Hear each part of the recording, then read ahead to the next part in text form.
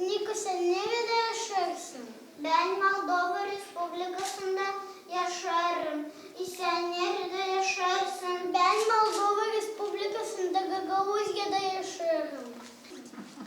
Moldova есть информация богатая. 4 yıldan ziyade Komratakı 5. yaslasında bilingual üretim sisteması başarılı çalışır. Gagauz hem devlet dillerini öğreticiler oyun formatında götürüyorlar. Uşaklarla pek çok vakit bile geçiririz. Günün sırasında sadece Gagauz hem devlet dillerinde laf ederiz. Uşaklar kendileri tekstleri severler hem becerirler kurma. Onlar düşünmeden tekstleri serbest temaya göre yaradırlar. Schemaların yardımıyla laf ederler hem anlarlar iki dilim.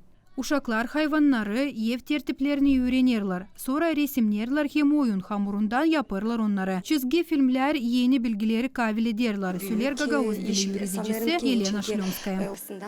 Nerede o işi çıktı bu dili? Evde de laf ederler, ana babalar uşaklardan verip bir türkü onlara, verip bir diyalog onlara, verip bir sınış evde yapma. Uşaklar ana babalarla beraber evde. Hungarya'nın büyük elçisi Moldova'da Şandor Sabo Gagauzya Başkanı'nın Irina Vlach'la bile tanıştılar bilingual üretim sistemasından. Musafirler uşakları mayıllıkla seyrettiler hem seslediler. Biz Suriye Gagauzya geliriz. Sanırım hani iş ilişkilerim kesilmeyecekler. Dün gördüm hani uşaklar iyi dilleri bilirler. Siz üreticiler şaşılacak bir iş yaparsınız.